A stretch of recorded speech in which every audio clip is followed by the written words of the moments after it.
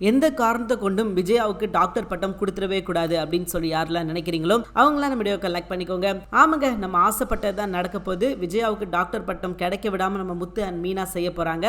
இன்னைக்கு எபிசோட்ல பாத்தீங்கன்னா மீனாவுக்கு ஒரு 2000 ரூபாய்க்கான ஆர்டர் வருது. அதை மீனா ரொம்ப பெருமையா பேசுறாங்க. ஏன்னா இப்பதான் அந்த பொக்கையை செஞ்சு விற்கலாம் அப்படின்னு சொல்லி முடிவெடுத்திருந்தாங்க. அதுக்குள்ள சுருதி அந்த போஸ்ட்டை அவங்களோட இன்ஸ்டால வைக்க அதை பார்த்து ஒருத்தர் கால் பண்ணி நம்ம மீனாவுக்கு 2 ஆர்டர் கொடுத்திருக்காரு. அதையும் விஜயா தரம் தாழ்த்தி தான் பேசுறாங்க. அண்ணாமலை அப்பயே மூக்க உடைச்சிறாரு. ஒழுங்கா பாராட்ட தெரிஞ்சா பாராட்டு, இல்லையா பேசாம வேலையை பார்த்துக்கிட்டு அப்படின்னு சொல்லிட்டு அவர் சொல்லிடுறாரு.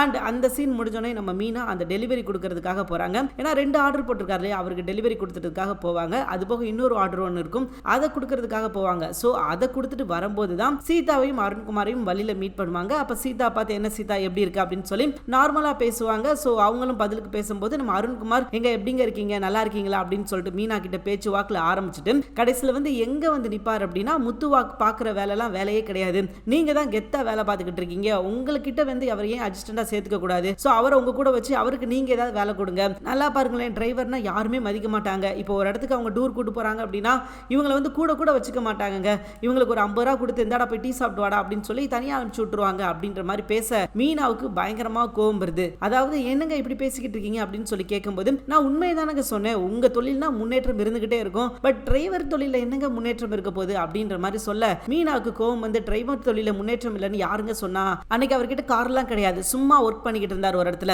இன்னைக்கு அவர் 2 காருக்கு ஓனர், நாளைக்கு இதை விட 10 கார் வாங்கி வச்சு பெரிய ஓனர் ஆகலாம், எல்லா தொழிலையும் முன்னேற்றம் இருக்குது, வேலையை சரியா செய்யணும், உண்மையா இருந்தா போதும் அப்படின்னு சொல்லிட்டு மூஞ்சில் அடிச்ச மாதிரி பதில் சொல்லிட்டு நான் வரேன் சீதா அப்படின்னு சொல்லி கிளம்பி போயிட்டாங்க. அண்ட் சீதா அருண்குமார் பிடிச்சி திட்டுறாங்க, ஏங்க இப்படி பண்ணிக்கிட்டு இருக்கீங்க, அக்கா மனசு கஷ்டப்படுத்துற மாதிரி பேசுறீங்க அப்படின்ற மாதிரி சொல்ல உடனே இந்த புண்ணியவான் இருக்கான் இல்லையா இவன் சொல்றான், இல்ல சீதா நான் உண்மையை தானே சொன்னேன், முத்து அவங்க கூட சேர்ந்துட்டாங்க அப்படின்னா 2 பேரும் சேர்ந்து பிசினஸ் பண்ணலாம்ல அப்படின்ற மாதிரி சொல்லிட்டு சீதாவை கூட்டு கிளம்புறான். அந்நேரம் அவ முகத்துல ஒரு சிரிப்பை பார்க்கணுமே, சிரிப்புல வன்மம் இருந்தது அப்படின்னு சொல்லலாம். இவனை பொறுத்த வரைக்கும் என்ன அப்படின்னு பாத்தீங்கன்னா முத்து மீனா 2 பேருக்கு இடையில பிரச்சனை ஏற்படுத்தணும் அப்படின்றதான் இவனோட நோக்கம். அது மட்டும் இல்லாம இந்த குடும்பத்தை ஒட்டுமொத்தமாவே பிரிச்சிடணும் அப்படின்னு சொல்லி தான் அவன் நினைச்சுக்கிட்டு இருக்கான். சீக்கிரமே அதற்கு ஒரு சரியான முற்றுப்புள்ளி வைக்கணும், இவனுக்கு ஒரு ஆப் அடிச்சா சரியா இருக்கும் அப்படின்னு சொல்லி நம்பலாம். அண்ட் அடுத்த சீனை கட் பண்ணீங்க அப்படின்னா நம்ம மீனா என்ன பண்றாங்கன்னா இவங்க சம்பாரிச்ச பணத்தை எல்லாத்தையும் முத்துட்ட கொடுத்து முத்து ஒரு உண்டில் வாங்கிட்டு வந்திருக்காரு, அந்த உண்டிலுக்குள்ள போட சொல்றாங்க. சோ அதே மாதிரி முத்து சம்பாரிச்ச பணத்தை மீனா கிட்ட கொடுத்து அன்னாரம் முண்டில்ல போட சொல்றாங்க. சோ அதே நேரம் விஜயா வர வீட்டுல யாருமே இல்லையா அப்படின்ற மாதிரி கேக்குறாங்க.